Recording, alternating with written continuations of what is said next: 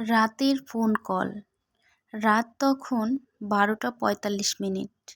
রুদ্র office থেকে বাসায় ফিরছিল। কাজের চাপে এতটাই ক্লান্ত ছিল যে গাড়ি চালাতে চালাতে ঘুম চলে আসছিল। হঠাৎ তার ফোন বেজে উঠল। সে এক হাতে স্টিয়ারিং ধরে অন্য হাতে ফোন তুলল। হ্যালো। ফোনের ওপাশ থেকে কেউ কিছু বলল না, কেবল হালকা নিঃশ্বাস ফেলার শব্দ শোনা যাচ্ছিল। রুদ্র বিরক্ত হয়ে ফোন কেটে দিল। কিন্তু কয়েক সেকেন্ডের মধ্যেই আবার ফোন বেজে উঠল। হ্যালো, কে আপনি? এবারও কেউ কিছু বলল না, তবে এবার হালকা কান্নার আওয়াজ শোনা গেল। রুদ্র গা ছমছমে অনুভব করল। দেখুন, যদি মজা করার জন্য ফোন করেন তাহলে বন্ধ করুন। সে ফোন কেটে দিল। কিন্তু অদ্ভুত ব্যাপার হলো, ফোনের স্ক্রিনে কলটি সংরক্ষিতই থাকলো। ফোন কেটে গেলেও সেখানে লেখা, কল চলছে। রুদ্র অবাক হয়ে ফোনের দিকে তাকিয়ে রইল। সে স্পষ্টই দেখছে ফোন সে নিজে কেটেছে, কিন্তু কল এখনও চলছে। রুদ্র ভয় পেয়ে ফোনের ব্যাটারি খুলে ফেলতে গেল, কিন্তু ঠিক তখনই ফোনের স্পিকারে বিকট আওয়াজ এলো, পেছনে তাকাও। রুদ্রের গা হিম হয়ে গেল। সে দর্পণে তাকিয়ে দেখল পেছনের সিট একদম খালি, কিন্তু সে যেন অনুভব করতে পারছিল কেউ একজন সেখানে বসে আছে। ভয়ে সে দ্রুত গাড়ি চালিয়ে বাসায় চলে এলো। দরজা বন্ধ করে ঘরের আলো জ্বালিয়ে দিল। কিন্তু অবাক করার ব্যাপার, ফোনটি তখনও একই অবস্থা। স্ক্রিনে কল চলছে লেখা আছে। রুদ্র তখন ভয় পেয়ে ফোনটি বন্ধ করার জন্য পাওয়ার বাটন চেপে ধরল, কিন্তু ফোন বন্ধই হচ্ছে না। হঠাৎ ফোনের স্পিকারে এক নারীর করুণ কণ্ঠস্বর ভেসে এলো, আমাকে সাহায্য করো, আমি আটকে আছি, আমি এখানেই আছি।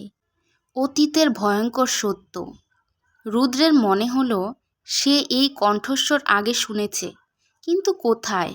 সে ভাবতে ভাবতে হঠাৎ তার ছোটবেলার একটি ঘটনা মনে পড়ে গেল। আজ থেকে 10 বছর আগে তাদের পাশের বাড়ির একটি মেয়ে হঠাৎ নিখোঁজ হয়ে গিয়েছিল।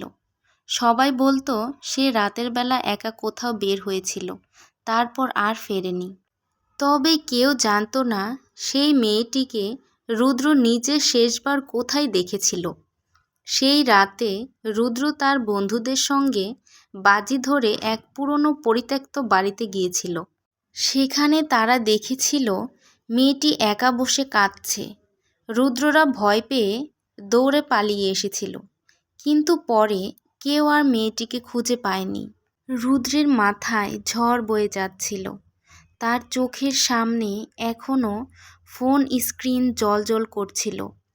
তখনই ভয়ঙ্কর কিছু ঘটল। ফোনের স্ক্রিনে ভেসে উঠল, আমি এসেছি তোমার কাছে। তারপরই হঠাৎ বাসার সব আলো নিভে গেল। ঘর সম্পূর্ণ অন্ধকার। রুদ্র আতঙ্কিত হয়ে ফোন ফেলে দিল, কিন্তু ফোনটি যেন নিজেই কথা বলে উঠল, আমাকে রেখে চলে গিয়েছিলে তাই না? এবার আমি তোমাকে নিয়ে যাব। হঠাৎ করেই রুদ্রের গলার চারপাশে ঠান্ডা কিছু অনুভূত হলো, যেন কেউ তাকে শক্ত করে চেপে ধরেছে। তার নিঃশ্বাস বন্ধ হয়ে আসছিল।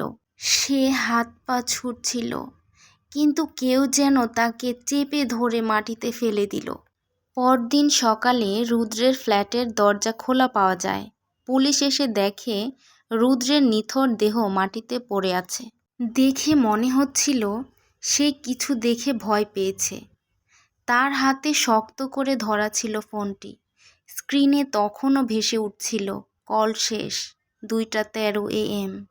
পুলিশ ফোনটি হাতে নিয়ে দেখে শেষবার যে নাম্বার থেকে কল এসেছিল সেটি ছিল অজানা নাম্বার, মৃত 10 বছর আগে। রুদ্র যে রাতে মারা যায় সেটি ছিল সেই নিখোঁজ হওয়া মেয়েটির মৃত্যুর 10 বছর পূর্তি। আর সেই রাতেই সে ফিরে এসেছিল প্রতিশোধ নিতে।